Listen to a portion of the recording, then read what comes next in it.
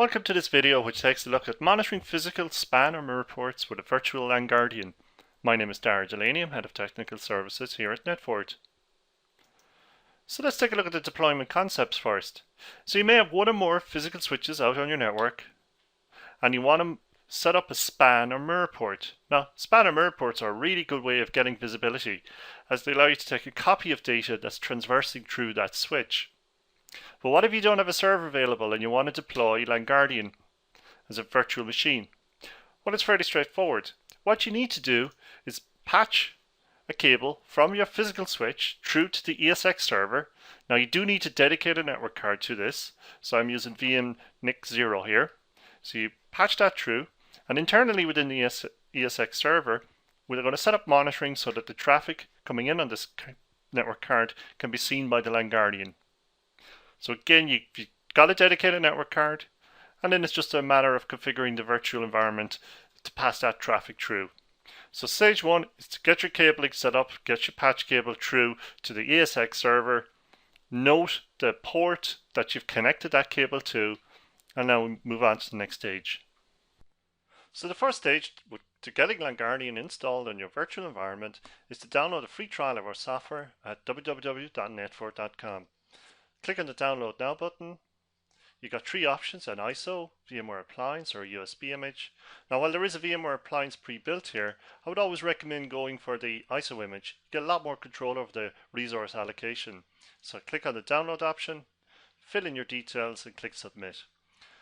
Store the ISO file somewhere on your PC or laptop because you need to upload that to your virtual server.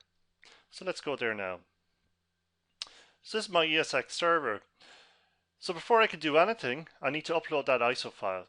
So select the server, go across the configuration, and in storage here, pick one of your data stores, browse. The option here at the top allows you to upload a file. So just select that, select the file, click on open, and that file will upload. Now I already have it uploaded there. I can see it, that ISO that I downloaded. Now the next thing we need to do before we start installing LANGuardian is to set up that bridge between the physical network and the virtual network. So we click on networking here and we click on add networking. So we're going to go here for virtual machine. We create a new virtual switch.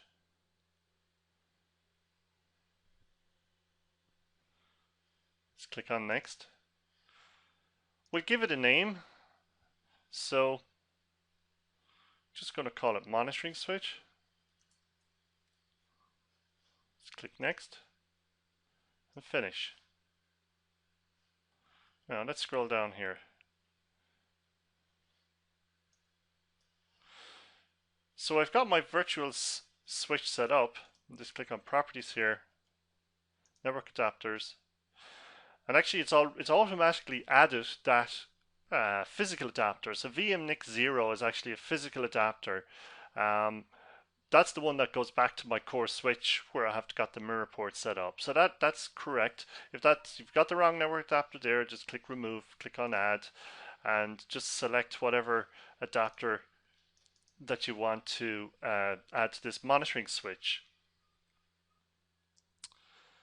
So on this monitoring switch, just go back into properties. Next thing to do is add a port group. So just click the add button, select virtual machine.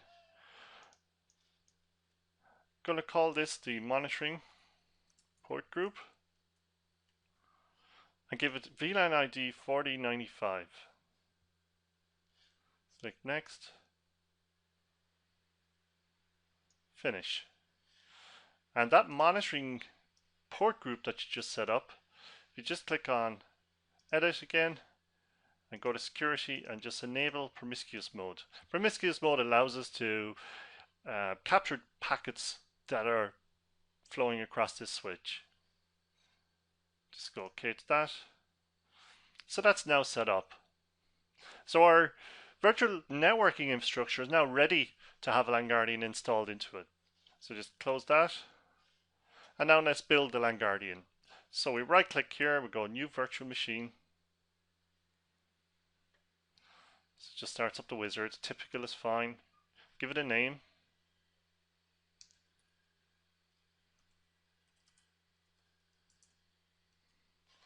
Click next. Select the data store. Just go with the first one is fine. Select Linux, and from the drop down select CentOS. Or in this it's actually an older version of ESX. Other Linux 64-bit is fine. Click next. Virtual disk size, we'll give it a bit more, 12 gigabytes. Next. And finish. So we have a LANGuardian machine here now. Now before we boot it up, we do need to do a few more things with this. So let's go back into the... Let's go back in here again. Just wait for it. Edit settings.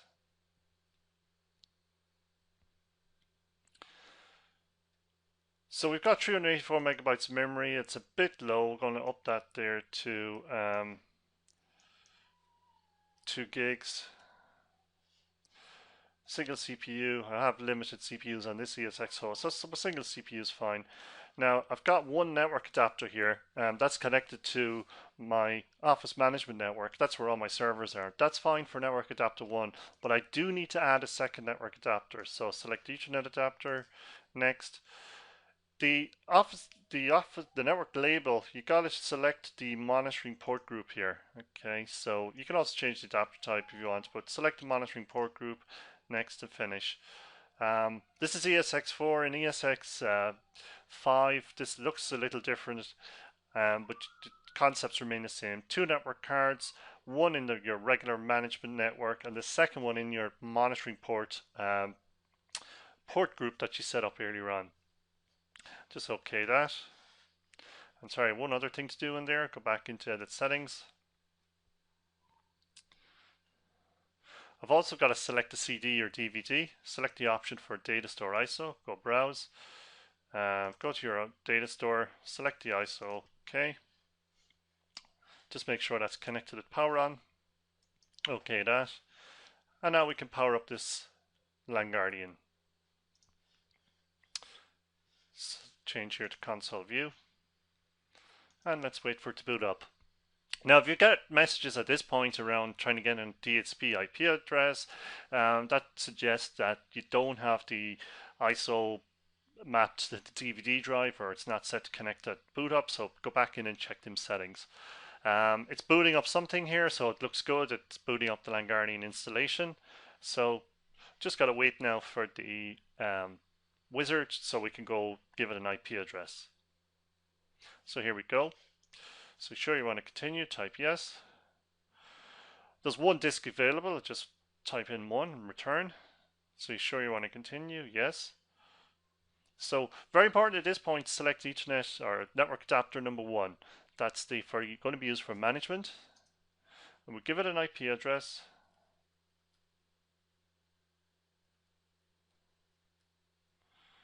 Subnet mask.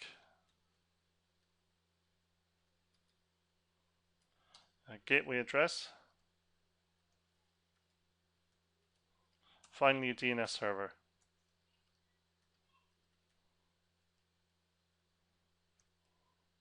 And return.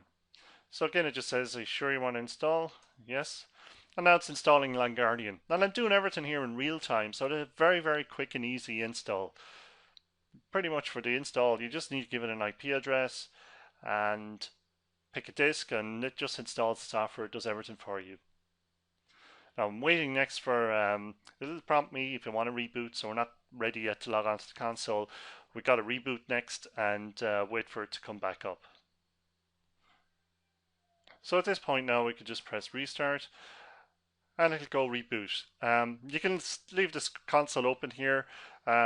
It's going to reboot. When it's rebooted, it'll come up with a prompt telling you to go to the web console, because at this point you're finished at the console. All the other configuration bits are done using our web front end. So the boot up is now complete. I can see the console message here, which tells me to go to the web interface. So just press Control Alt to get out of my console, and I'm going to go to a browser. So just put in the IP address that you've assigned.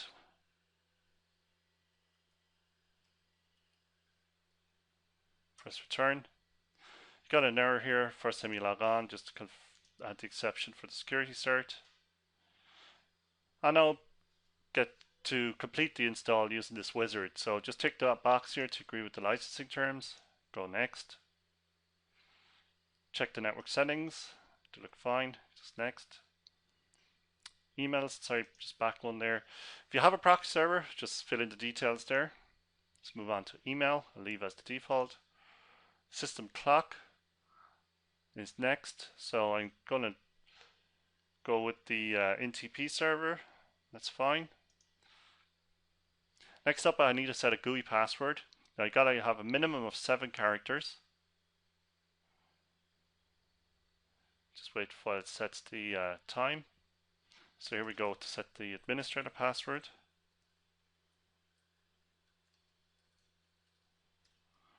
Just click on next. Now if you have AD, Active Directory on your network, now's the time to set it up. Put in a user.com password and IP address of the domain controller. I'm going to skip it, though it's not, again, it's recommended you do set it up at this point. Going to go now to this, check the sensor status. So it's telling me link is up and we're getting spam traffic, so that's good. Click finish. And we can now log on to the LANGuardian. At this point, it should be monitoring the traffic that's coming in from your physical switch. Best to leave it running a couple of minutes before you start running reports. But let's take a look at it ourselves. So I've got to reports, all events. Pick any of these ones here. I just want to check if I'm picking up any. So I'm picking up here already Dropbox on the network, so that looks good. Seems to be up and running. Let's just check a few more things. Go to reports, traffic distribution. Just run this report here.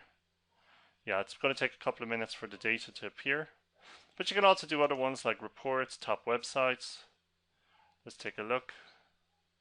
So yeah, so I'm starting to see some websites appear in here. That looks good. If you've got file shares on your network, you can check that here. So usually within 10-15 minutes you start to see some usable data. You can see usernames, IP addresses, start to drill down and really get to see and understand what is happening on your network. So that's the basics of getting LANGuardian installed on your virtual environment where you want to monitor your physical network switches.